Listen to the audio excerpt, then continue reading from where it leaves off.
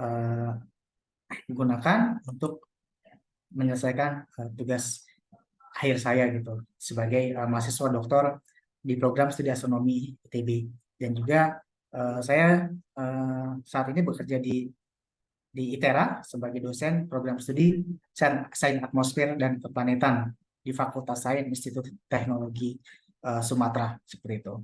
Dan ini menjadi salah satu bagian dari riset saya terkait dengan pengembangan instrumentasi di instrumentasi astronomi. Nah, instrumentasi ini kita memberikan namanya terkait dengan OJT ALTS.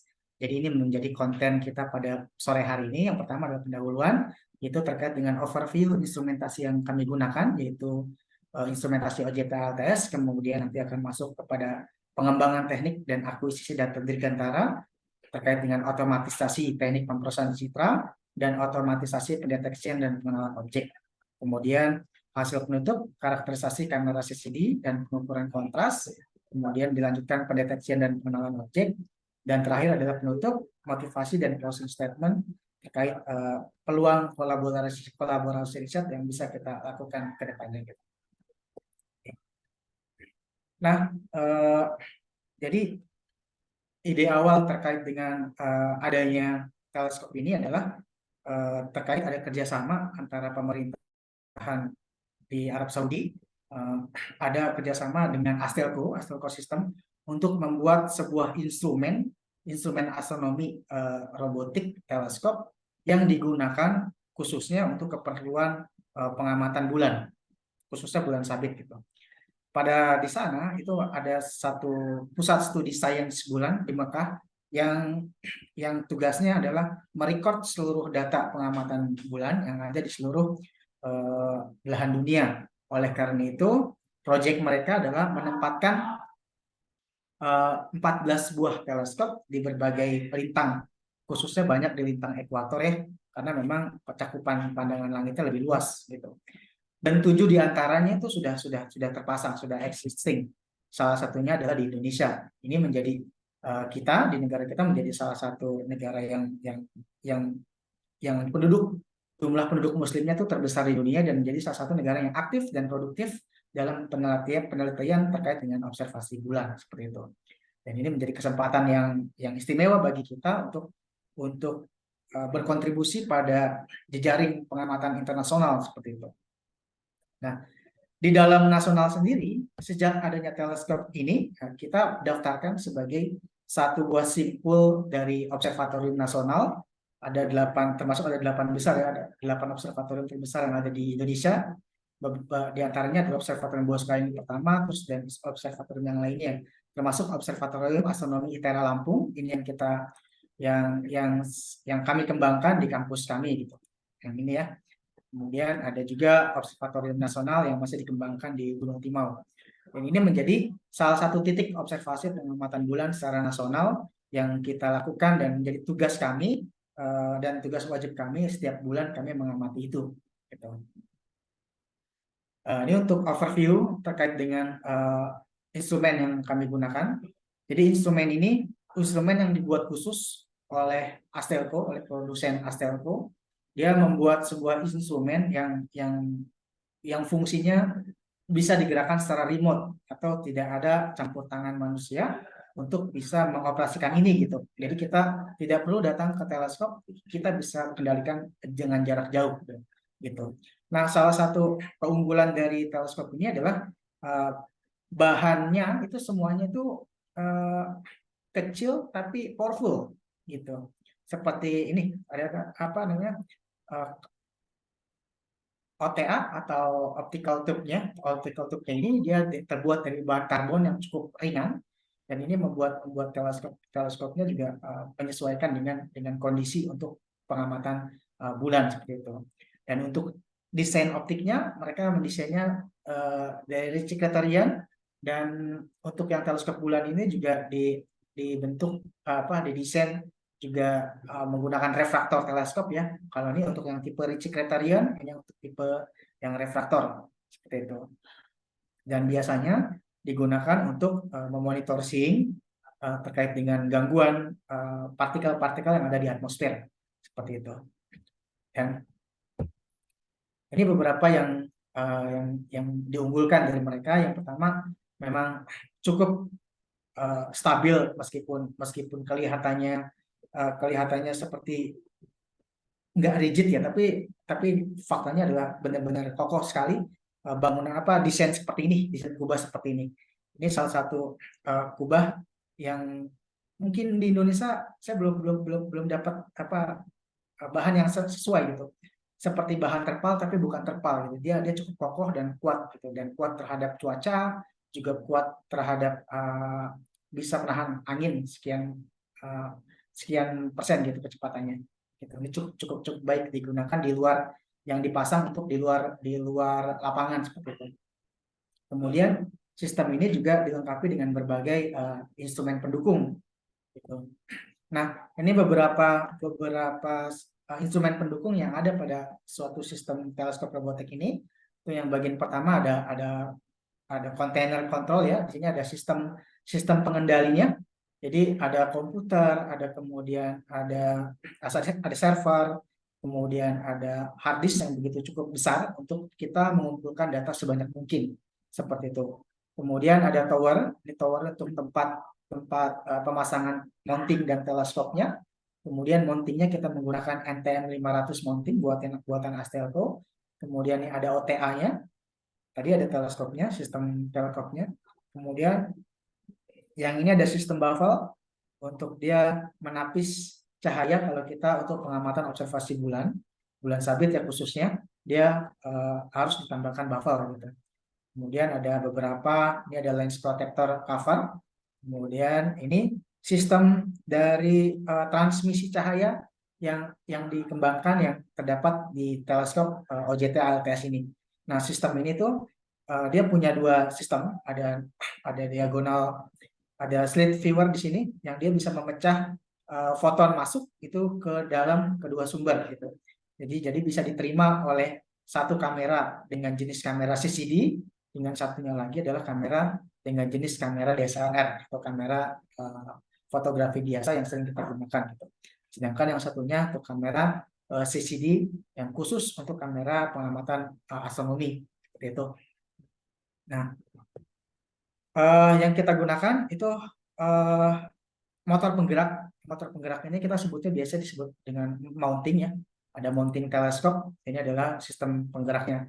Nah, kita menggunakan sistem penggerak Jerman ekuatorial, di mana sumbu asion serectanya itu adalah sejajar dengan sumbu dari rotasi bumi itu sendiri ke arah selatan ya.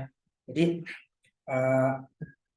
sumbu rotasinya, jadi kalau misalkan kita menggerakkan teleskop, jadi gerak teleskop ini adalah sesuai dengan sumbu dari rotasi gerak teleskop ini sesuai dengan ke arah selatan seperti itu. Ini deklinasinya.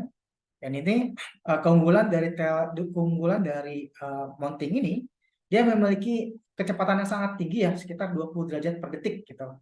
Dan ini cukup bisa digunakan untuk men-tracking atau mengamati satelit, misalkan satelit dengan kecepatan yang cukup tinggi, ini cukup bisa untuk mengikuti gerak satelit ya. Jadi ini kita mungkin bisa dikembangkan ke depannya juga untuk memantau apakah ada pergeseran dari gerak satelit-satelit di kita ya, misalkan satelit di geosinkronus seperti itu. Terus ini juga waktu pemasangan ya, jadi kita mengangkat dengan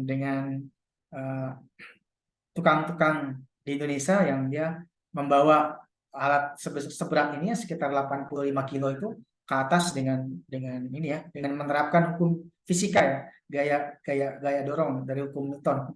Dia mengangkat alat seberat ini ke atas sana gitu. Ini heroik sekali tukang-tukangnya mereka. Oke. Kemudian untuk teleskopnya, untuk OTA-nya kita gunakan APM Aljoss Teleskop. Dia merupakan satu teleskop refraktor, jenis refraktor yang cukup baik mungkin ya untuk saat ini, untuk pengamatan bulan yang kami punya, untuk yang kami miliki saat ini. Ini merupakan salah satu teleskop yang powerful. Nah, kenapa?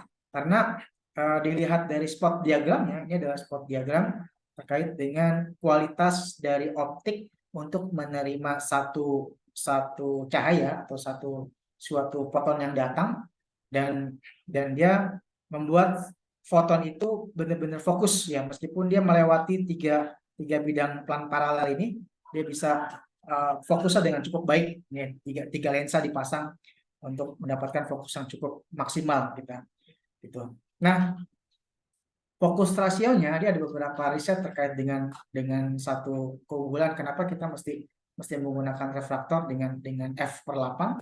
Jadi ini waktu pemasangan teleskopnya. Dan ini sistem spot diagramnya. Jadi kalau misalkan kita punya teleskop yang kita punya sekitar 6 inci atau 152 cm, 152 mm aperture-nya, maka kalau kita bervariasikan terhadap f rasionya, maka ini adalah spot diagram dari titik di mana sebaran cahaya itu. Dan ini yang warna hijau adalah ring airy, atau kita sebutnya dengan batas limit difraksi suatu cahaya yang terdifraksi akibat dari lensa tadi gitu. Nah, semakin dia titik ring airy-nya semakin kecil, maka fokus teleskopnya atau fokus foton yang diterimanya itu dia menjadi fokus pada satu titik area saja gitu. Fokus pada satu titik area saja, sehingga teleskop ini cukup baik digunakan untuk observasi yang dengan objek-objek terestrial misalnya, gitu, seperti bulan sabit yang kontrasnya juga cukup kecil misalkan untuk diamati. Ini adalah sistem kamera, jadi ada kamera DSLR yang kita miliki, kemudian ada kamera manta. Kamera manta ini kamera CCD, jenis CCD. Kemudian dari dua kamera ini kita gunakan yang kamera DSLR untuk lebih pada keperluan fotografik ya, kita kemudian overview atau lihat live view dari suatu observasi. Sedangkan untuk kamera manta kita untuk pengambilan data kita menggunakan pakai kamera ini gitu. Dan ini beberapa spesifikasinya. Untuk kamera manta dia punya ukuran pixelnya sekitar 5,6 mikron gitu. Dan yang paling diunggulkan dari kamera ini adalah dia punya frame rate-nya itu sekitar 125 frame per detik ya. Dan ini memungkinkan untuk menangkap suatu benda objek cepat yang bisa tertangkap sekaligus banyak. Maka kamera ini cocok sekali buat dikembangkan menjadi suatu kamera yang memiliki kemampuan penglihatan vision atau computer vision gitu. Jadi kan tujuan dari riset ini adalah bagaimana kita bisa memanfaatkan kamera yang sehingga bisa digunakan dengan code atau coding untuk bisa dimanfaatkan sebagai computer vision seperti itu. Nah, ini beberapa karakteristik dari kamera itu. Yang pertama ada kamera manta, dia punya quantum efisiensi yang sangat sensitif ya di beberapa panjang gelombang visual. Dan ini karena ada gabungan dengan inframerah ya, dengan filter inframerah, maka kita bisa memanfaatkan di rentang yang lebih jauh. Ini yang kita gunakan ada filter infrared RG1000 sehingga kita bisa memanfaatkan foton yang ada cahaya di sekitar panjang gelombang ini. Kemudian ini untuk kamera DSLR ya, biasa untuk live view atau melihat kondisi di sekitarnya. Dari hasil karakterisasi teleskop dengan kamera kita mendapatkan beberapa parameter ya. Dari parameter si kamera tadi ada resolusinya, kemudian ada sensor size, dan yang penting ada field of view dari kamera itu. Karena target kita pengen membidik suatu bulan sabit yang dia tidak ingin terlihat secara full gitu. Nah, di dalam sistem kamera itu, di dalam sistem teleskop itu terpasang dua aksesoris lain. Yang pertama ada Barlow dan kedua adalah Redisher. Nah, Barlow itu digunakan untuk kamera DSLR, kemudian Redisher digunakan untuk kamera manta gitu. Masing-masing punya fungsinya.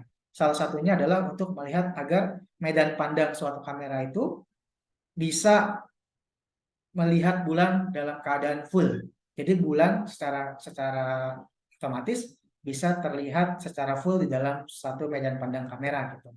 Nah, misalnya ini kalau kita pakai kamera DSLR dengan kita menggunakan Barlow, maka si kamera tadi bulannya itu akan masuk ke dalam seluruh medan pandang gitu.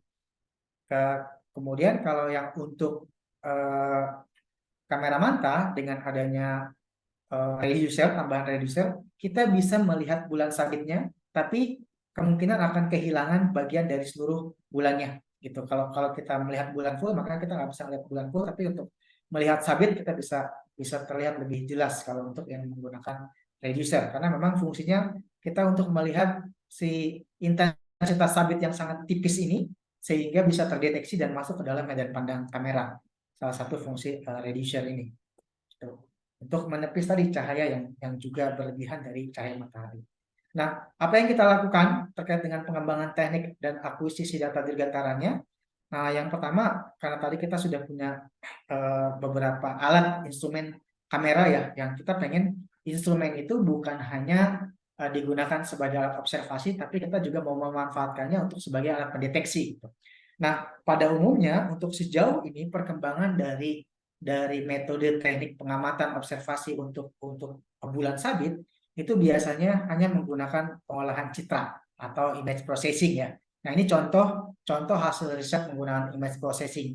Jadi kita merubah suatu citra dari pengamatan bulan, kemudian direkonstruksi citranya yang tadinya sabitnya tidak terlihat itu menjadi sabitnya lebih terlihat. Nah, salah satu metode yang sering digunakan oleh para astronom untuk bisa melihat sabit tipis tadi itu dengan metode pemerataan histogram. Jadi yang tadi ini data citra, misalkan pemerataan histogram dia banyak distribusi cahayanya lebih banyak di sebelah kiri. Tapi dengan adanya kita histogram, pemerataan histogram, maka yang tadi hanya fokus di sebelah kiri, dia akan merata ke berbagai area. Yang di sebelah yang tengah ini merupakan metode histogram HE ya, histogram equalization, sedangkan yang sebelah kanan itu menggunakan metode Clahe atau clip limit dari histogram equalization. Jadi kita membatasi area yang hanya diperlukan saja yang mau kita kontras, yang mau kita naikkan kontrasnya. Sehingga yang tadinya hanya di sebelah kiri kita akan lebih fokus pada objek. Ini yang tanda panah kecil ini adalah objek yang mau kita tingkatkan kontrasnya sehingga objek tadi lebih terlihat. Begitupun dengan tampilan yang di bawah seperti itu. Jadi dengan kata lain, sejauh ini memang penelitiannya masih banyak memanfaatkan pengolahan citra gitu. Nah, apa yang mau kita kembangkan adalah kita pengen melihat ada deteksi dari sistem kameranya. Jadi kalau misalkan dengan adanya image processing, pendeteksian itu langsung dari kita sendiri atau kitanya sebagai pengamat mendeteksi atau mencari bulannya di dalam citra itu yang mana gitu. Kalau misalkan tidak ada tanda-tanda panah ini, mungkin Bapak Ibu akan kesulitan menentukan bulannya gitu. Tapi karena sudah ada tanda panah, mungkin Bapak Ibu bisa melihat bulan sabitnya ada di daerah sini gitu. Tapi kalau tidak ada, itu mungkin salah satu kesulitan tersendiri bagi para observer untuk mendeteksi bulan sabitnya itu berada di sebelah mana, ya meskipun dia sudah masuk ke dalam medan pandang kamera seperti itu. Nah, ini konsep pengembangannya. Jadi saya punya kepikiran bahwa sekarang kan teknologi Android misalnya, kemudian teknologi Android itu sudah bisa mendeteksi wajah kita, meskipun kita tidak mengaktifkan fitur pendeteksian, tapi dengan sering kita selfie, dengan sering kita mengupload foto wajah kita, maka dengan kata lain si Android kita itu, handphone kita itu dia sudah merekam wajah kita. Jadi ketika kita mengaktifkan security untuk pendeteksian wajah, maka dengan otomatis si kamera kita itu sudah hafal dengan wajah kita gitu.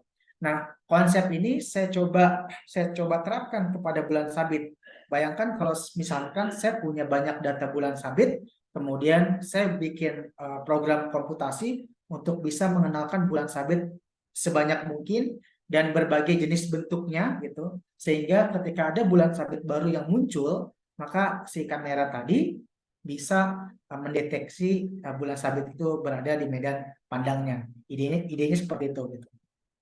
Nah, salah satu metode yang saya gunakan pertama adalah computer vision ya, atau fisik komputer, penglihatan komputer. Sebenarnya penglihatan komputer ini sudah tenar sejak lama ya, tapi di beberapa pemanfaatan di astronomi memang masih jarang gitu. Nah, ini menjadi salah satu motivasi saya sendiri untuk bisa memanfaatkan itu dan mengembangkan berbagai teknik pengamatannya gitu. Nah, apa kelebihan dari computer vision daripada dengan pengolahan image processing gitu? Jadi kalau untuk pengolahan image processing hingga sejauh ini, mereka hanya sebatas dengan akuisisi dan merepresentasi data atau dengan peningkatan kontras dari peningkatan kualitas citranya itu sendiri gitu. Kebanyakan hanya sejauh pada fitur deteksi tepi. Misalkan ada deteksi tepi Kenny atau deteksi tepi yang lainnya gitu. Tapi ketika kita sudah masuk ke computer vision, maka pengolahan citra bukan lagi hanya sebatas deteksi tepi, tapi juga sudah masuk pada deteksi fitur pada citra itu. Jadi fitur dalam sebuah citra itu dia punya apa aja. Apakah kita bisa mendeteksi dari gradasi warnanya, kemudian dari bentuknya, kemudian dari polanya, itu bisa kita anggap sebagai fitur untuk bisa menjadi modul pelatihan bagi suatu program untuk mendeteksi suatu objek seperti itu. Nah, yang saya gunakan adalah saya menggunakan deep learning atau AI ya, artificial intelligence. Yang saya gunakan adalah deep neural network atau tadi ya CNN, convolutional neural network. Pada dasarnya adalah pada basicnya bahwa kalau kita menggunakan deep neural network itu secara nggak langsung kita memberikan proses pelatihan pada suatu citra dengan memiliki banyak layar yang tersembunyi, untuk diperhitungkan seperti itu, agar bisa namanya dipelajari secara intrinsik dari fitur-fiturnya sehingga bisa mengenali suatu objek tertentu seperti itu. Dan kemudian saya menggunakan ini beberapa konsep deep learning, ada AlexNet, ada VGG, ada GoogleNet, ada ResNet, Residual Net, dan Taipei.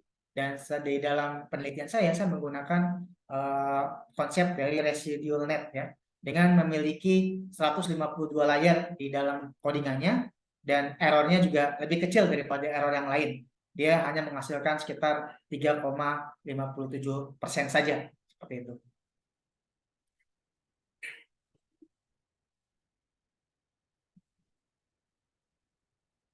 Oke. Nah, untuk membayangkan bagaimana sistem kerja dari suatu convolutional neural network, ini ada beberapa ilustrasi yang mungkin bisa untuk menjelaskan konsep. Jadi si convolutional neural network itu akan membaca dari setiap pixel-pixel ini, itu membaca setiap pixel, dia memanfaatkannya sebagai fitur. Dia akan membacanya sebagai fitur. Semakin banyak tadi layarnya atau hidden layarnya, maka dia akan semakin teliti dalam dia membaca setiap fitur, setiap pixel yang ada pada kamera, pada si citra itu. Oke, jadi dia baca masing-masing pixelnya, terus diulangi sampai tadi ya, sampai 152 layar itu untuk membaca hasilnya dari masing-masing citra pixel ini. Dan nanti tentu dari pembacaan pixel kita akan dapatkan apa namanya ROI, region of interest, atau ya region, wilayah lokalisasi yang mengandung objek gitu. Jadi dari fitur-fitur yang kita sudah peroleh, maka kita akan dapat namanya region of interest atau daerah yang benar-benar mewakili adanya objek di dalam suatu citra itu. Gitu. Nah, setelah masuk ke dalam proses ROI, kemudian nanti masuk ke dalam program pendeteksian, maka si pixel tadi, si program tadi, dia akan bisa membaca masing-masing region of interest ini. Apakah dia cocok dengan objek pertama, objek kedua, objek ketiga, objek keempat, atau objek kelima, sehingga sistem deteksinya akan mampu untuk mendeteksi sistem objek, untuk mendeteksi objek yang kita latih sebelumnya, seperti itu. Jadi proses konvolusinya kurang lebih penjelasannya seperti ini. Oke, nah sebentar.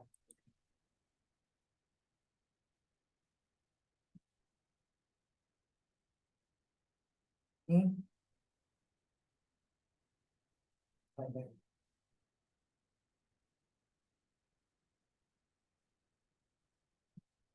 Jadi bayangkan kalau misalkan kita pengamatan bulannya kan berlanjut, nggak mungkin 1 kali 2 kali ya. Jadi secara nggak langsung dengan pengamatan bulan yang terus continue, kita akan menumpuk banyak citra di dalam server. Sehingga lama-kelamaan citra itu akan menjadi sebuah big data gitu.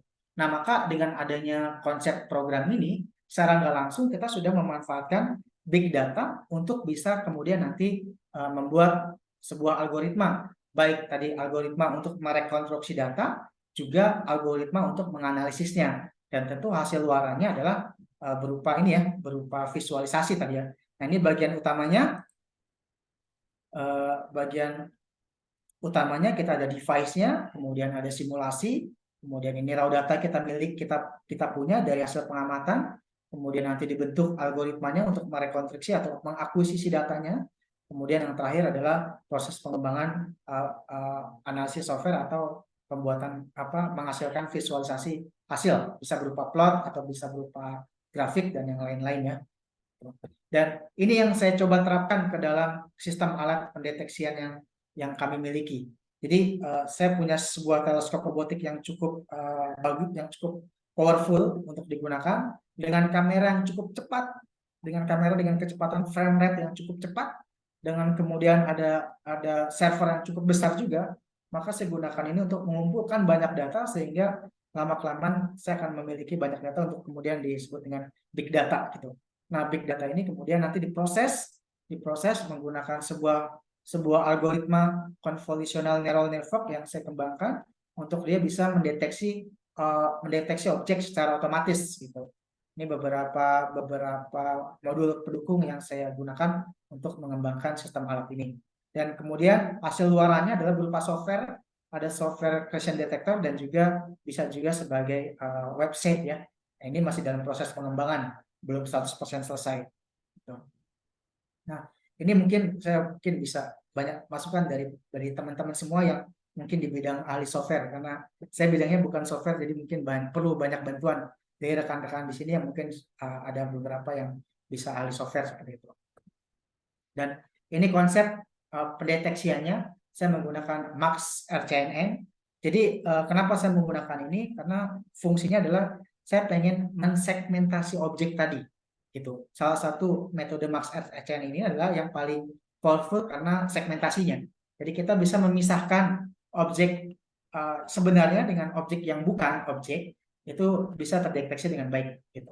Sehingga kalau kita memanfaatkan segmentasi objek untuk diterapkan kepada pengamatan bulan sabit misalnya, itu akan kita bisa menandai bulan sabitnya ada di mana di dalam suatu citra, di dalam suatu citra. Dan ini algoritmanya, misalkan saya punya kumpulan beberapa objek dari kumpulan fase bulan ya, dari bulan baru, new moon, kemudian waxing crescent, first quarter, waxing gibbous, full moon, waning gibbous, last quarter, dan waning crescent. Ketika saya punya banyak data ini, dan saya klasifikasikan ini berdasarkan jenis, berdasarkan kelompok fase bulannya, kemudian saya latih menggunakan algoritma CNN, Convolutional Neural Network. Kemudian dari sini kemudian nanti akan ada testingnya terhadap observasi secara langsung ya, observasi real time. Apakah objek tersebut bisa mendeteksi atau enggak? Maka disebut nanti akan ada prediksi. Apakah alat sistem yang kita kembangkan itu bisa memprediksi bulan sabitnya di mana gitu, di dalam suatu citra atau di dalam suatu live view secara langsung. Oke. Ini hasil penelitiannya. Langkah awal adalah langkah awal yang harus kami lakukan. Yang pertama adalah mengkarakterisasi kameranya, karena sistemnya yang saya kembangkan harus otomatisasi ya, tidak ada lagi misalkan setting alat atau setting kamera. Maka secara nggak langsung saya perlu karakterisasi kamera untuk bisa menentukan misalkan dikasih kontras berapa persen, dikasih gain berapa banyak gitu, dikasih brightness berapa persen seperti itu. Maka kita perlu mengkarakterisasi kamera sehingga kita bisa mendapatkan nilai maksimumnya gitu, nilai maksimumnya dan nilai terbaiknya untuk mendapatkan citra yang berkualitas baik ya. Nah, ini dari citra bias kita bisa mendapatkan bisa mendapatkan histogramnya. Jadi histogram dari si bias ini cukup merata ya. Ketika kita histogramnya 0 detik ya. Kalau kita lihat 0 detik maka histogramnya cukup rata ya, cukup stabil di dalam citra itu semuanya bagus, cukup baik ya dalam biasnya. Kemudian kalau kita naikkan menjadi gainnya 2 kalinya, 2 desibelnya kita naikkan, maka dia akan cenderung intensitasnya itu lebih banyak histogramnya di sebelah kanan gitu. Nah, kemudian selain itu kita juga melihat linearitas ya, linearitas suatu hasil citranya dari kurva dari citra flat ya. Kita lihat dari ini ada bentuk linearitas. Artinya memang cukup linear dari pixel ke pixel untuk sebaran fotonya di dalam suatu pixel tertentu gitu. Jadi cukup bagi kamera ini untuk bisa digunakan dalam pengamatan. Nah, dari hasil ini kita bisa menyimpulkan bahwa gain empirisnya itu sekitar 3,5. Artinya kita bisa mengatur gainnya tadi maksimum itu sekitar 3,5 elektron per ADU gitu, sehingga untuk mendapatkan citra kualitas baik gitu untuk dalam satu komposisi yang observasinya secara otomatis. Jadi kita nggak perlu lagi men-set gainnya berapa, merubah-ubah set gainnya selama pengamatan, tapi kita tinggal setting di dalam codingannya sebesar 3,5 sehingga kameranya akan bekerja dengan gain sebesar itu. Gitu. Oke, nah ini untuk kurva linearitasnya juga. Dan ini untuk darknya, nah kita dark pixel ini kita untuk melihat seberapa signifikan noise dari suatu kamera ya, dari suatu hasil citra. Jadi ada dark yakni untuk melihat pictorial dari ini dari pixelnya. Kita bisa melihat adanya misalkan dari hot pixel di dalam hasil citranya tadi. Nah, kita bisa dapatkan ini beberapa nilainya. Arus gelapnya kita dapatkan 5,49 elektron per detik per pixel ya. Dan yang lain ini untuk gain 2-nya sebesar ini. Gitu. Kemudian ini kalau kita lihat untuk dark image-nya, kita lihat beberapa sebaran distribusi pixelnya ya. Ada hot pixel di sini, kontur hot pixelnya. Nah, untuk yang dia 30 detik, dia cukup merata ya. Tapi untuk yang 50 detik, maka dia ada beberapa sebaran. Nah, mungkin kemungkinan yang 50 detik ini masih ada sisa dari observasi sebelumnya yang masih terekam di dalam sebuah kamera. Makanya di dalam proses akuisisi data citra, penting sekali untuk mengkalibrasi citra mentah menjadi kalibrasi standar, menggunakan kalibrasi standar untuk kita menghilangkan beberapa hot pixel ini agar dia citranya jauh lebih baik daripada yang sebelumnya. Gitu. Nah, ini beberapa untuk SNR-nya, jadi kita bisa dapatkan bahwa untuk distribusi ini ya, untuk SNR-nya dia sekitar di 75. Kemudian untuk yang ini, untuk yang gain 2 itu sekitar 6,65 ya gainnya, SNR-nya, sinyal noise to ratio. Dan beberapa hasil yang karakterisasi ini kita coba ini ya, lagi kami submit nih beberapa ini kita tulis di beberapa risetnya, ada karakterisasi of the small robotic telescope instrument dan implementation at ITERA Lampung Astronomical Observatory. Ini hasil riset tadi kami tulis ke dalam naskah atau ini manuskrip ini. Gitu. Nah, setelah kita mendapatkan karakterisasi dari kameranya, baru kita kemudian memanfaatkannya untuk program pendeteksian. Gitu. Jadi setelah kita kumpulkan semua data sekian banyak, kami menggunakan 3.000 data ya, 3.000 data citra bulan ya, citra bulan. yang tersebar ke banyak kelompok tadi. Nah, citra bulan itu kemudian dikumpulkan dan dilatih menggunakan CNN tadi, Convolutional Neural Network, sehingga kita mendapatkan satu algoritma, satu luaran untuk bisa digunakan untuk sebagai mendeteksi. Gitu. Nah, ini contoh dari proses pendeteksinya. Jadi ketika kita mengintegrasikan hasil pengembangan program kita dengan instrumen kameranya, maka kita bisa memanfaatkan si kamera tadi bisa mendeteksi dari beberapa kontur atau fitur dari citra itu. Ini misalnya citra bulan sabit mentahnya setelah dilakukan kalibrasi standar ya. Kemudian kita bisa melihat ini, dan ini adalah beberapa fitur dari si citranya. Ada fitur citranya. Kemudian dia bisa melihat ada beberapa citra yang diduga ini adalah objeknya gitu. Tapi si program masih belum tahu apakah ini objek atau enggak, karena dia masih mendeteksi banyak fitur-fitur citra yang lainnya, bukan hanya ini ya, bukan hanya bulan sabitnya saja, tapi juga mendeteksi banyak fitur citra yang ada di bulan sabit itu. Ini beberapa histogramnya, dan kita bisa melihat distribusi histogram masing-masing untuk fitur yang terdeteksi baik menggunakan programnya. Oke, nah fitur citra ini saya hanya tampilkan 4 buah karena sebenarnya banyak, ada 120 buah ya. 120 buah citra seperti ini yang dia merepresentasikan terkait dengan tadi algoritma CRSNet, deep learning CRSNet-nya tadi sebanyak 152 ya gitu. Nah, sisanya untuk yang validasi, kemudian untuk konfirmasi dan selainnya. Oke. Nah, secara nggak langsung dari programnya itu dia akan mendeteksi masing-masing fiturnya per fitur citra yang ada di dalam sebuah citra. Jadi ini terdapat lebih dari ratusan buah kotak ya, ratusan buah kotak yang dia tuh mendeteksi kemungkinan objeknya berada di mana gitu. Sehingga setelah dia mendeteksi keseluruhan keseluruhan pikselnya, maka dia akan terus membuat region of interest. Jadi akan menuju pada satu titik objek tertentu yang dia benar-benar dikatakan sebagai objek gitu.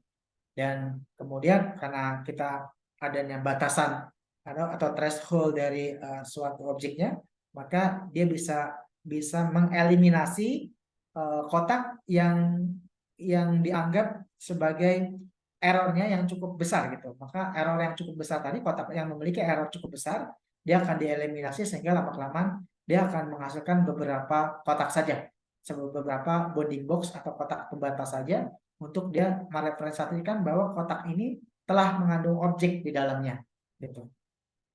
Nah, ini adalah hasilnya.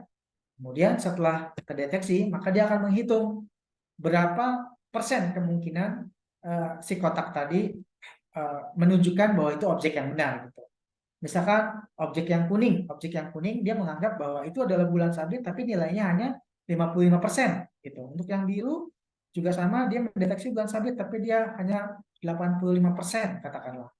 Nah, dari situ kemudian dikoreksi lagi, dieliminasi lagi sehingga hanya menghasilkan 1 atau 2, 3 kotak untuk hanya mendapatkan angka yang paling signifikan gitu. Dan di sini hanya tersisa ada kotak warna merah yang dia menghasilkan 56%, kemudian ada kotak warna kuning juga, dan ini ada kotak warna ungu yang dia menandakan bahwa nilai di sini yang kotak warna ungu dia sebesar 99,7%. Sehingga kita bisa mengeliminasi lagi sehingga menjadi 2 buah kotak, yang tadinya 3 sekarang jadi 2 buah kotak. Yang merah dianggap sebagai 94% ya, dia mengandung objek di dalamnya, sedangkan kotak yang biru dianggap sebagai 100% ada objek di dalamnya. Dan ini bedanya adalah yang merah dia melingkupi luas area yang lebih luas, tetapi berarti yang luas area yang lebih luas ini juga mengandung yang bukan objek juga dianggap sebagai bagian area itu, meskipun objeknya masuk dalamnya. Tetapi untuk mengkoreksinya itu ada ini ya, ada yang kotak warna biru untuk dia mendapatkan penanda yang cukup baik dan menghasilkan tampilan yang lebih baik gitu. Dan sehingga pada akhirnya si kamera vision ini, ada computer vision ini, si kamera tadi bisa menebak, bisa memprediksi gitu, memprediksi bahwa bentuk yang ada dalam kotak itu pasti sabit, dan dia akan menandakan sabit tadi yang tadi saya bilang, dia akan membuat segmentasi hanya objeknya saja yang disegmentasi, atau pemberian masking ya. Sini pemberian masking atau masker untuk menunjukkan bahwa objeknya berada di sini. Dan ini adalah deteksinya, bahwa terdeteksi di sini bahwa objeknya benar-benar 100% ada di wilayah ini, di wilayah merah. Nah, mungkin untuk gambarannya, untuk tampilan real time, saya tunjukkan ya. Ini ada beberapa tampilan real time. Jadi saya tunjukkan yang di sini. Saya percepat mungkin ya, karena ini pengamatan dari siang, dari jam 9 hingga menjelang maghrib ya. Jadi cukup lama, jadi saya coba percepat tampilannya. Oke, saya coba percepat. Jadi dia akan mencari, si programnya akan otomatis mencari si objeknya itu berada di mana. Dan ini adalah pengamatan yang benar-benar tidak dalam kondisi ideal ya, karena pada saat pengamatan akan tertutup banyak awan di sana, awan. Nah ini adalah ini Venus, dia yang cahaya itu Venus, bukan bulan ya, bukan bulan sabit. Tapi karena dia bergerak mungkin dianggap sebagai objek, tapi bukan objek karena dia tidak kontinu. Dan di sini sudah mulai dia mendapatkan satu ciri khas. Nah, ini sudah mulai menunjukkan adanya objek ya di bagian daerah sini. Tuh. Yang merah-merah itu dia mengidentifikasi kalau dia stabil berarti dia benar-benar objek. Kalau masih belum stabil, dia bisa saja membaca sebagai apa, guratan awan gitu, guratan awan, atau juga sebagai inian citra. Nah, ini mungkin dia udah stabil, mungkin itu adalah objek yang paling tepat ya, bahwa objeknya berada di daerah itu. Gitu. Objeknya berada di daerah sana.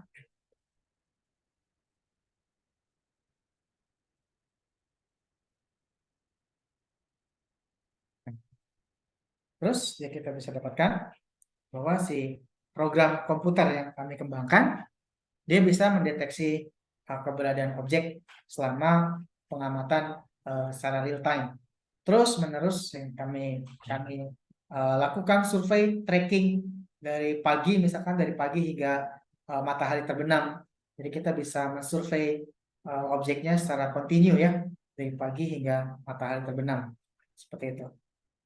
Nah, ini menjadi satu kemajuan yang penting, bahwa di bidang computer vision atau di bidang teknologi artificial intelligence, bahwa deep learning juga bisa dimanfaatkan untuk suatu kebutuhan observasi astronomi seperti itu. Ini pas objeknya pindah ya, dia sudah bergeser, maka tentu algoritma tadi juga untuk bisa mendeteksi kontrasnya seperti itu, mendeteksi ke objeknya. Oke, mungkin saya lanjutkan. Kurang lebih seperti itu untuk tampilan dari pendeteksiannya secara real time. Gitu.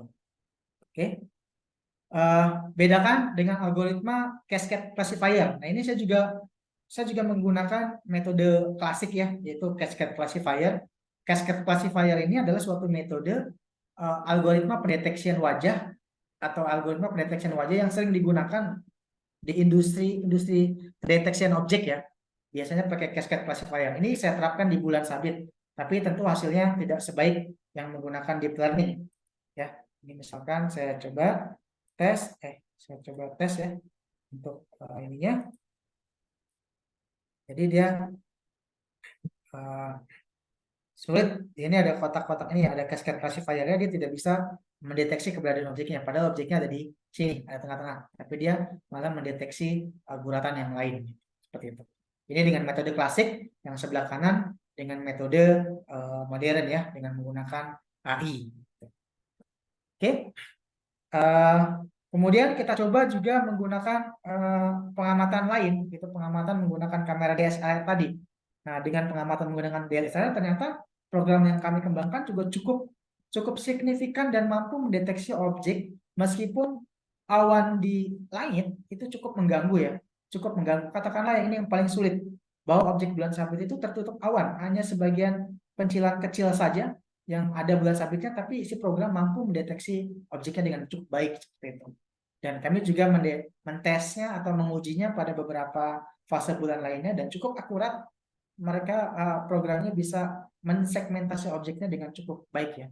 Dan ini hasil dari riset ini juga telah kami publikasikan di sini ya, di Astronomy and Computing dengan judul Deep Learning for Vision Detection and Recognition, yaitu implementasi untuk Max RCM dan secara menggunakan data yang dikumpulkan oleh teleskop robotik.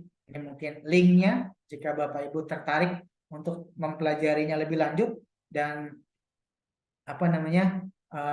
melihat bagaimana secara kuantitatifnya, analisisnya mungkin bisa dibaca lebih lanjut di jurnal yang telah kami publikasikan ini. Oke, terakhir penutup. Jadi dari penelitian yang kami lakukan, kami berusaha untuk bisa memanfaatkan teleskop modern tadi, teleskop yang dari Astelco tadi ya, itu menjadi satu teleskop percontohan gitu. Sehingga dengan teleskop percontohan itu kami harapannya bisa membuat ke depannya, mudah-mudahan ke depan itu bisa membuat teleskop robotik yang sejenis ya, sejenis dengan mengembangkan teleskop dengan SDM yang kami yang dengan sesuatu yang seadanya ya di Indonesia seperti itu. Dan ini kolaborasi riset, mungkin kalau misalkan ada teman-teman semua yang mau kolaborasi riset di bagian observasi astronominya, tentu ini juga bisa dilakukan bersama. Ini yang kami kerjakan untuk saat ini, kami membangun sebuah sistem jejaring kamera untuk Sky Petrel di mana di Indonesia ya, gitu. Jadi dengan All Sky Camera kami membangun jejaring observasi pengamat langit sebagai fungsinya sebagai alert warning untuk kalau misalkan ada kayak yang kemarin kasusnya ada sampah antariksa yang jatuh di bumi ya, sampah antariksa ini. Nah, bayangkan kalau sampah antariksa ini adalah jatuh ke rumah warga atau membuat bencana ya, meninggalkan korban jiwa misalnya, kalau tidak ada yang menganalisa lebih dulu, tentu ini akan menjadi sebuah bencana bagi manusia gitu. Tapi kalau kita mengembangkan sebuah sistem Sky Petrel yang baik, setidaknya kita bisa memprediksikan kecepatannya berapa, lintasannya akan kemana, sehingga kita bisa memprediksi jatuhnya benda tersebut di arah mana gitu. Ini yang sedang kami kerjakan juga untuk membangun jejaring Sky Petrel di Indonesia sebagai alert warning system dari bahaya antariksa seperti itu. Dan kemudian juga ada beberapa riset yang saintifik ya terkait dengan riset meteorit, kemudian di matahari, kemudian bulan, dan solar system ya, tata surya, dan juga riset dari bintang-bintang ya, atmosfer bintang misalnya, atmosfer planet, ekstinksi atmosfer misalnya. Kita juga bisa mempelajari partikel di atmosfer kita, apa gangguannya, segala bentuk dari gangguannya juga kita bisa riset di bidang itu. Kemudian ini yang kami kembangkan, yang kami tuliskan, ada development of an all sky camera for the Indonesian Sky Petrel Network. Itu tadi fungsinya sebagai ini ya, alert system warning untuk bahaya dari antariksa. Kemudian kami juga tadi dengan bermodal teleskop robotik yang kami miliki saat ini, kami berusaha untuk membangun sebuah sistem tadi, sistem robotik sendiri. Jadi yang tadinya hanya dikatakan manual, ini ada teleskop yang murah sebenarnya, teleskop yang harganya terjangkau, kemudian kami kembangkan menjadi sebuah teleskop yang remote, yang robotik yang bisa dikendalikan dari jarak jauh gitu. Sehingga kalau misalkan kami memiliki banyak device seperti ini dan kami tempatkan di berbagai lokasi strategis, maka kita bisa mengamat secara kontinu dari satu tempat gitu. Nah, ini adalah sistem robotik yang pertama yang kami kembangkan. Yang ini adalah sistem robotik kedua yang sedang kami kembangkan gitu. Dan ini murni dari semua rekan-rekan yang kerjasama di Observatorium Astronomi Tera Lampung yang berusaha untuk membuat prototipe dari model teleskop robotik yang ada, yang diberikan oleh Astelco Jerman itu ya, yang diberikan oleh Arab Saudi tadi. Jadi itu jadi role model bagi kita untuk bisa membuat robotik yang lain gitu, sesuai dengan kebutuhan.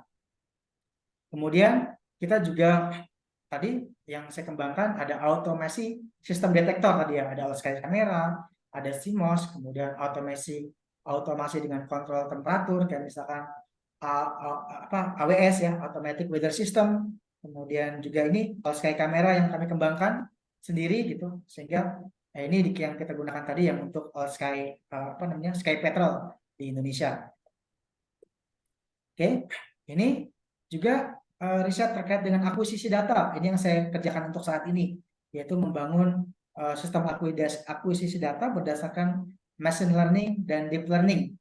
Mungkin untuk saat ini hanya terbatas untuk pengamatan observasi bulan sabit ya. Yang ke depan kita bisa mengembangkan untuk yang lain ya, misalkan sunspot, kemudian kawah-kawah yang terbentuk di planet, gitu, kawah baru dan yang lain ya, dan lain sebagainya gitu. Dan juga termasuk pengumpulan basis data atau big data, karena tadi data astronomi itu merupakan data yang tidak pernah kadaluarsa gitu.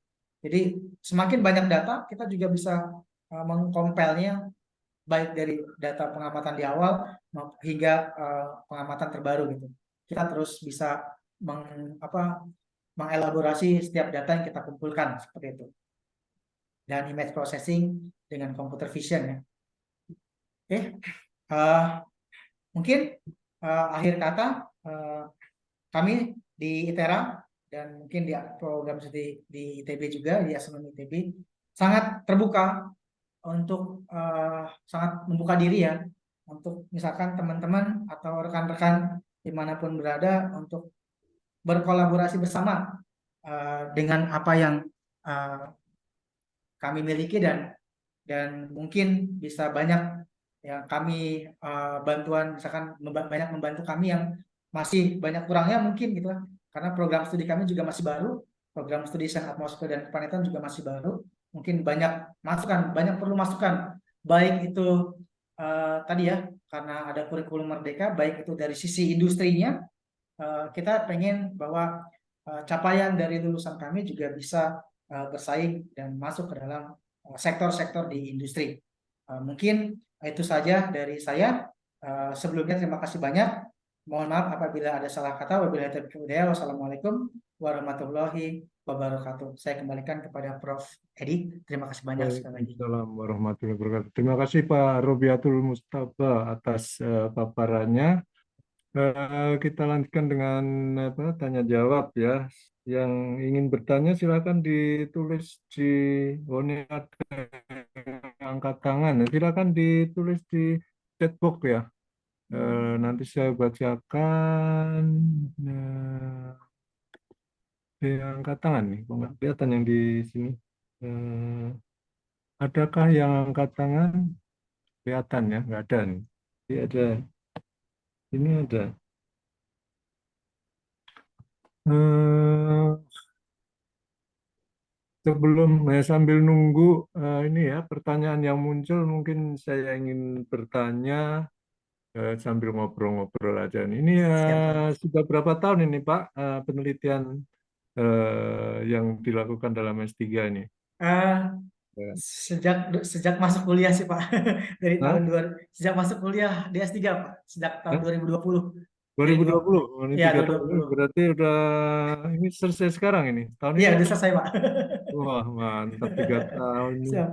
pembimbingnya nih luar biasa nih. Iya, pembimbingnya ada Prof. Hakim sama Prof. Mitra Jamal Pak. Oke oke ya. Terus itu berarti ini apa penelitiannya semuanya di Tera ya nggak ada yang datang ke TB ini. Iya, Gimana itu? iya penelitiannya di ITERA kita eh, pengambilan datanya secara remote Pak. Jadi sayanya di sini, ngambil Hah? datanya di sana gitu. Jadi bisa dikendalikan dari sini gitu. Oh ya ini apa lokasinya dengan kampusnya berapa jauh itu ini yang tadi yang kameranya itu? Oh, kalau dari kampus di ITERA-nya Pak. Ya, Ke ini dari lokasi teleskopnya maksudnya. ya, ya, ya betul teleskop. Oh, kalau untuk teleskopnya itu kita tempatkan di ITERA di Taman Alat MKG. Oh, di Mungkin kampus ya ini ya. ya di kampus ITERA gitu. Ya, bentar, ini ada yang mau bertanya. Pak Ferry, silakan. Kalau mau bertanya langsung pakai mikrofon ya.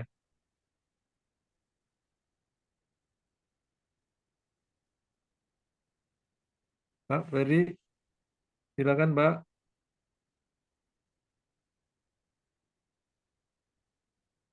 Ini tadi ada Mungkin masih di bertanya. mute Pak. Oh, udah ini Udah, sebenarnya udah saya aktif, sudah aktif sudah semua saya ya. aktifkan untuk. Oh ya, ini menulis saja nih Pak Ferry-nya nih. Penelitian astronomi di Barat sangat maju. Bagaimana penelitian di Asia? Terima kasih Pak. Nah, ini mungkin ini pertanyaan gampang aja nih. Silakan Pak. Ya, ya mungkin kalau untuk bulan sabit saya kira penelitiannya jauh kita lebih unggul ya kalau di untuk khusus bulan sabit mungkin ya. Karena kita tadi sejauh ini pemanfaatan penelitian bulan sabit yang menggunakan metode AI, Artificial Intelligence, saya kira ITB masih leading sektor ya, masih leading di sini penelitiannya, risetnya. Nah ini saya yang pertama gitu, karena saya cari tuh beberapa referensi hingga saat ini belum ada, belum ada. Jadi saya kesulitan juga untuk awal untuk mengembangkan ini gitu. Tapi alhamdulillah selesai gitu. Tapi kalau misalkan kita bertanya penelitian astronomi di luar ya tentu jauh tertinggal ya di Indonesia karena di sana mereka semua udah memikirkan bagaimana bisa ke ruang angkasa ya. Kita masih berkutat pada pengembangan instrumen di sini di apa di ground base ya di bumi ya di landas bumi ya. Mereka sudah banyak menerbangkan teleskop-teleskop ke luar angkasa ya seperti itu. Tentu kalau misalkan di bidang yang lebih luas cukup jauh ya tertinggalnya di Indonesia ya. Meskipun astronomi di Indonesia tuh sudah ada sejak uh, observatorium Bosca berdiri gitu ya. Bahkan jauh sebelum itu gitu. Tapi Baik. untuk riset-riset Berikutnya, astrofisikanya sampai saat ini cukup banyak apa namanya publikasi-publikasi yang dihasilkan oleh astronom di Indonesia. Cukup bersaing. baik. Oke, berikutnya ini ada pertanyaan nih dari Pak Ahmad Taufik Raistiawan. Mau bertanya, maaf untuk alasan memilih metode CNN untuk deep learning neural network bukan yang lain seperti feedforward neural network, itu alasannya apa ya? Itu karena tadi karena kita pengen kan kita bermainnya dengan citra ya, dengan citra.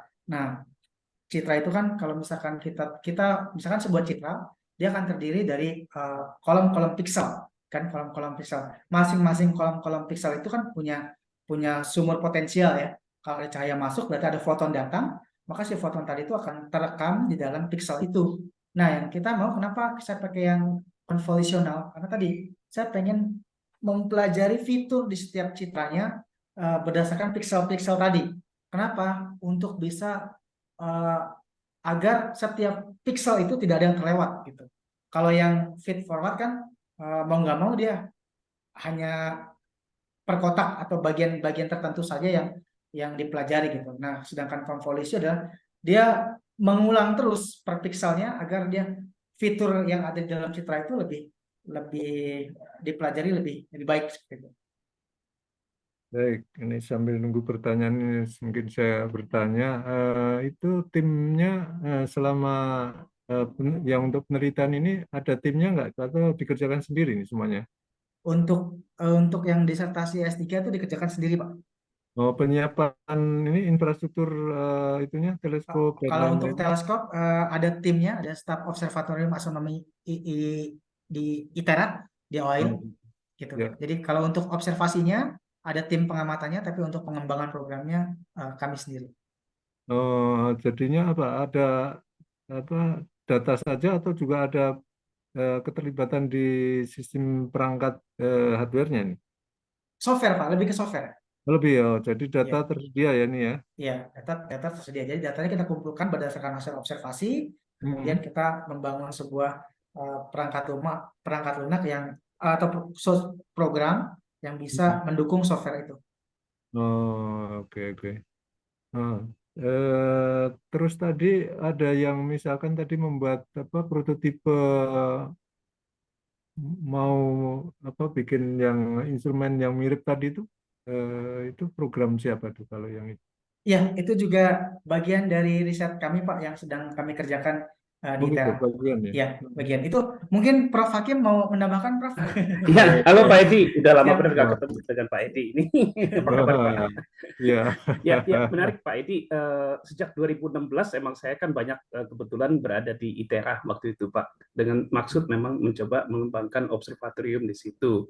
Nah, cerita dari Pak Robiatul Mustaba ini atau Mas Aji itu berkenaan dengan satu teleskop baru yang memang didatangkan dari Jerman, dia sebuah teleskop robotik. Nah, ketika itu sebenarnya target pemasangannya tadinya bukan di dalam kampus, tapi di Gunung Betung. Gunung Betung itu tempatnya sebenarnya mirip kayak Observatorium Bosca, Pak Edi. Jadi 1.300 meter. Nah, cuman memang ada apa namanya perubahan politik di Lampung yang membuat daerah itu nggak boleh lagi dibangun. Nah, kebetulan kampus ITERA itu 270 hektar. Jadi kalau terkait dengan bagaimana pengadaan infrastruktur ini, itu sebenarnya memang di samping ITERA ada juga peran penting dari PUPR, kemudian apa namanya Astelco di Jerman itu sendiri gitu. Jadi sampai batas apa namanya pemasangan teleskop. Tapi yang menarik itu pembuatan fondasi dari gedung pengamatan, tower untuk teleskop itu semua dilakukan oleh kita sendiri. Kemudian pemasangan kubahnya juga oleh tenaga yang ada di dalam kampus ITERA, dan itu juga melibatkan teman-teman dari multidisiplin lain juga yang ikut di situ ya, seperti dari fisika teknik, kemudian dari informatika, karena interest melihat feature robotik yang relatif baru. Nah, ini nanti akan diikuti dengan rencana pengembangan ITERA Robotic Telescope Pak Edi di situnya ke depannya, yang memungkinkan ITERA nanti bisa mengambil peran dalam proyek besar yang namanya bukan Sky Patrol ya Pak Haji, Space Guard namanya, Space Guard. Kenapa Space Guard itu penting Pak Edi? Mungkin teman-teman tahu bahwa kita kan sering ketimpa meteor sama space debris, sampah antariksa. Nah, itu sebenarnya ada undang-undang yang melindungi kita, itu sebenarnya Undang-Undang Antariksa tahun 2013. Tapi implementasi di lapangan itu belum ada. Negara kita tuh belum terlindung dari kejatuhan roket Cina, roket dari satelit itu. Sehingga ketika peristiwa itu terjadi, ya langkah yang sifatnya preemptif belum ada. Yang ada tuh baru sifatnya kuratif gitu ya, mitigasi gitu di situ. Nah, ke depan kita akan makin ramai, Pak. Sebenarnya negara kita dilewati berbagai macam satelit dengan berbagai macam kualitas, sehingga potensi space debris di samping meteor juga besar gitu ya, bisa terjadi.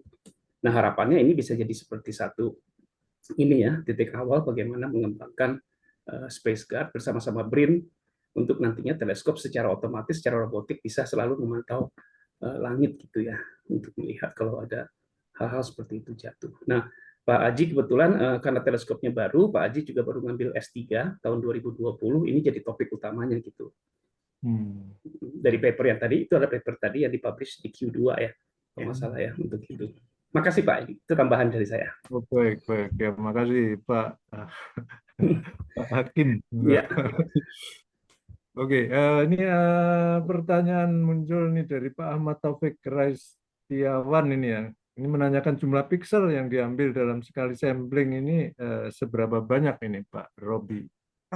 Samplingnya seluruh piksel kameranya. Jadi kamera itu punya sekitar 549 kali 653. Jadi itu adalah jumlah piksel dari kameranya, kemampuan luaran kameranya. Kita outputnya itu sekitar segitu gitu. Jadi kita sampling semuanya. Jadi nggak ada yang terlewatkan. Jadi kita berusaha untuk melihat tadi kenapa saya butuh CNN. Nah, itu untuk melihat sampling semuanya, seluruh piksel tadi itu. Nah, Kalau dengan tadi ini, ukuran pikselnya cukup kecil ya, 5,6 mikron. 5,6 mikron. kalau ininya sampling rate-nya ya berapa kali ngambil data itu? Oh, Sampling sampling ininya per Pak. berapa nih? Per berapa selain ada frame per Ya. second-nya itu sebenarnya ngambil datanya itu seberapa cepat itu? Oh, kalau untuk ngambil citranya kita manfaatkan maksimumnya dia itu di sekitar 80 per detik. Oh, FX-nya kan, 80. ya kan dia maksimalnya 125. Nah, yang saya gunakan tuh sekitar sekitar dari 60 sampai 80 gitu. Hmm. Karena Oh. tadi kan si teleskop itu masih masih bisa apa namanya, masih bisa mengikuti objek bulan ketika objek bulan itu terus bergerak. Hmm. Memang ada persyaratan ini apa kamera samplingnya cepat gitu ya? Berapa? Eh, ini buat lebih ke ini aja Pak, biar lebih cepat kita mendeteksi objek, perubahan dari intensitas si objeknya itu. Hmm. Oke, oke. Ini ada pertanyaan muncul lagi dari Pak Ferry ya nih ya. Jika Anda mengirim wahana ke bulan, nah ini kalau roket dan sistem kontrol mungkin di Indonesia bisa buat. Bagaimana dengan materi dari wahana yang tahan gesekan atmosfer tapi cukup ringan? Apakah itu sudah dikembangkan? Terus bagaimana untuk mengatasi problem dari dua gravitasi bumi dan bulan? Wah, pertanyaannya sulit. Mungkin Terima Prof. kasih. Hakim bisa bantu. Ya, ya problemnya lebih pada apa namanya, mungkin lebih isunya lebih pada material fisik ya nantinya, fisika material, karena persoalan bagaimana misalnya sebuah spektrograf aja itu mau dipasang di gravitasi nol di teleskop ruang angkasa, itu kan isunya sebenarnya bukan pada bagaimana konfigurasi spektrograf itu sendiri, karena itu standarnya sama antara misalnya spektrometer yang dipakai di teleskop besar di bumi dengan yang di ruang angkasa. Tapi gimana menggunakan material yang relatif punya spesifikasi teknis sama seperti yang di bumi, tapi dia tahan terhadap situasi gravitasi nol, kemudian cosmic ray, dan kondisi vakum. Terus yang paling penting emang harus maintenance free ya. Itu yang membuat payload tuh nggak gampang dibikin gitu ya di Indonesia gitu, payload untuk ditaruh. Betul, kita udah bisa bikin roket, 8 bisa bikin roket, bikin launcher, tapi payload itu emang sebenarnya nggak bisa cuma dibuat oleh satu institusi gitu ya, harus multi institusi. Nah, saya ambil contoh Jepang itu yang mengembangkan itu biasanya bisa Riken, bisa JAXA, atau bisa ISAS gitu ya, dan itu terdiri dari macam-macam disiplin yang bisa mengembangkan satu instrumen yang bisa ditaruh di ruang angkasa. Tapi basic design instrumennya baik yang disampaikan oleh Pak Haji contohnya spektrometer dan lain sebagainya itu di bumi sama aja karena risetnya sama gitu di situ. Kurang lebih itu ya mungkin kalau saya bisa bantu Baik, ya, menjawab. ya, makasih. Ini sambil nunggu apa pertanyaan lagi. Kalau tadi apa Sky Guard atau Sky Patrol tadi itu sebenarnya jarak yang bisa terdeteksi sama teleskopnya sendiri itu seberapa ini ya? Artinya untuk oh ini ada pergerakan Ya, ada itu betul. ancaman ke satu area tertentu itu. Betul, betul. Umumnya Pak Edi, kalau misalnya hazardous objeknya itu adalah meteorit, Iya. maka itu masih jauh dari kita, di luar eksosfer masih bisa kedeteksi. Dan Hmm. Space Guard itu paling suitable untuk itu, karena teleskop-teleskop hampir semua kan punya speed, kemampuan tracking yang hampir sama dengan sidereal tracking, satelit, dia bisa. Nah, yang mesti dispesifikasi lagi adalah nanti ke depan kalau kita mengembangkan Space Guard menghadapi space debris yang jatuh, Pak, karena mereka kan di low Earth orbit. Hmm. Nah, itu kan mungkin dekat dengan exosphere sehingga metode pemetaan langitnya dari waktu ke waktu itu agak berbeda, jenis teleskopnya juga berbeda. Nah, kebetulan teleskop yang Pak Aji sedang riset ini adalah teleskop generasi terakhir yang punya kemampuan pointing sama tracking yang cepat sehingga dia potensi untuk bisa jadi seperti percontohan membuat teleskop yang punya kemampuan mendeteksi space debris sama meteorit gitu ke depannya. Ya, ya. Nah, itu kalau memang serius mau dikembangkan sebenarnya jadi sistem proteksi terhadap bencana antariksa yang Ya, betul. selalu punya potensi besar bisa terjadi di kita. Misalnya seperti yang diamati oleh All Sky Camera di ITERA itu kapan ya Pak Haji ya? 2 tahun yang lalu ya? Iya, iya. Setahun yang lalu, dan masuk koran itu adalah roket Cina yang jatuh Pak Edi. Hmm. Dan jatuhnya di Kalimantan. Di Kalimantan. Iya, Dan di Indonesia. untungnya belum jadi IKN di situ, Pak. Karena Gitu. kebayang kalau di pemukiman. Sedang kita pernah heboh ketika sebuah meteor jatuh di Jakarta waktu di Duren Sawit lagi tuh. Hmm. Tapi ya seperti biasa, karena institusi yang menangani itu juga nggak dapat satu mandat sampai sampai tuntas, dan yang lebih penting karena tidak ada yang sifatnya preemptif, akhirnya ya, selalu setelah kejadian kita ribut pikirkan bagaimana penanganan korban bencana seperti itu, gitu, Pak.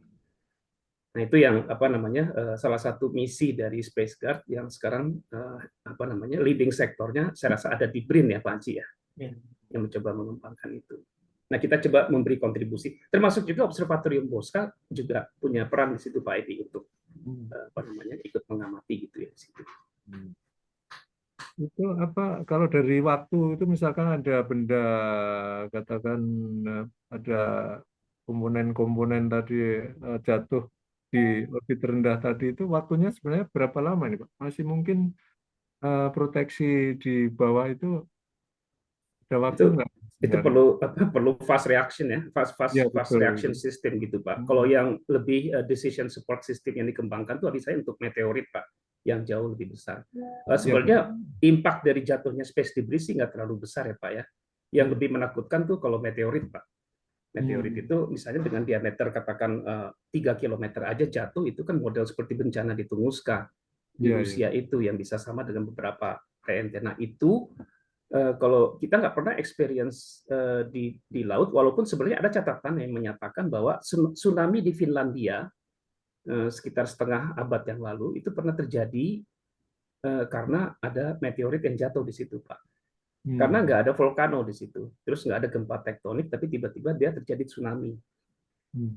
Itu bisa besar kemungkinan itu terjadi di Indonesia di masa yang akan datang karena negara kita kan negara maritim gitu ya. Hmm. Nah, jadi idenya Pak, kita mencoba mencari memetakan langit secara sistematik, kemudian mengambil difference-nya, kemudian mencoba melihat titik yang bergerak dengan astronomi, kita hitung trajektorinya, kemudian Hmm. memprediksi kemana dia jatuhnya, Ya gitu loh.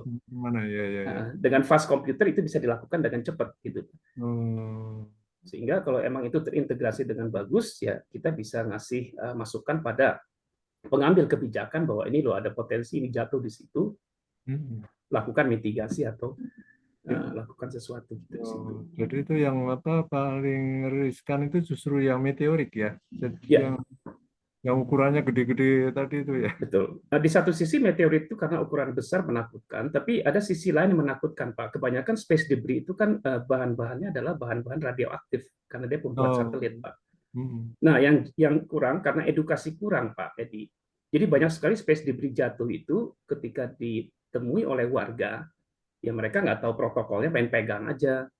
Kadang-kadang malah seperti yang terjadi di Lampung ya, Ya. dijadikan obat COVID lah, yang aneh-aneh gitu ya. Nah itu dia nggak tahu bahwa sebenarnya salah satu bahan yang paling penting membuat material itu germanium untuk satelit. Nah itu yang kalau misalnya dia bereaksi melewati atmosfer kita, bukan nggak mungkin dia punya potensi jadi radioaktif yang berbahaya sebenarnya. Ya, ya. Nah itu jadi masing-masing menakutkan, tapi emang meteorit itu impact-nya yang ditakuti, space debris lebih pada bahannya yang dianggap bisa itu hazardous bagi manusia gitu. Jatuh. Itu kalau case di dunia gitu banyak ini Pak yang masalah benda-benda angkasa jatuh. Ya, salah satu yang aktif itu mempromosikan itu adalah Jepang, Pak, melalui BISE Astronomical Observatory.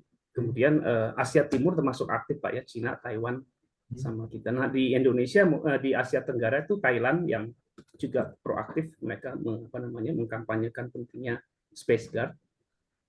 Dan saya rasa mungkin negara lain karena ukurannya nggak besar aja Pak, jadi nggak mikirin Ya, ya. itu gitu ya.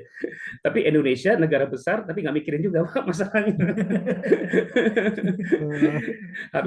harusnya mesti dipikirkan karena ide ini kan sebenarnya udah muncul dari 10 tahun yang lalu Pak Edi. Kita itu Ya, ya. baik di lapang, tapi ya kembali mungkin karena kita nggak begitu convince gitu ya bahwa itu bisa terjadi. Padahal pada saat yang bersamaan meteor jatuh di Medan, jatuh di Lampung, jatuh di Jakarta, di Bima, itu rame di koran. Yang sibuk dengan itu cuma Puslap 4 ya, sama Baku Surtanal, sama Lapang. Padahal mestinya banyak institusi yang bisa concern Iya. dengan itu gitu Pak ke depannya. Ya, ya, ya. Mungkin memang perlu edukasi Pak itu kan. Kalau Ya, enggak kan awareness untuk meningkatkan awareness ya semua stakeholders ya. ya, ya salah satu yang penting itu di Undang-Undang Antariksa itu Pak Edi, kalau Ya, ada benda jatuh dari antariksa, warga tuh wajib menyerahkannya kepada institusi pemerintah. Tapi itu gubernur aja nggak tahu Pak aturannya kayak ya begitu. makanya itu perlunya edukasi. Iya, benar-benar Pak. Mereka lebih senang jual ke kolektor Pak karena bisa dibeli Oh ya. dan katanya uangnya dipakai untuk naik haji katanya. Baik. Ya. Hmm. Baik, terima kasih Pak. Ya. Ini apakah masih ada pertanyaan ya dari ibu-ibu dan bapak-bapak sekalian? Silakan dengan mic-nya bisa dipakai langsung. Seandainya ada pertanyaan.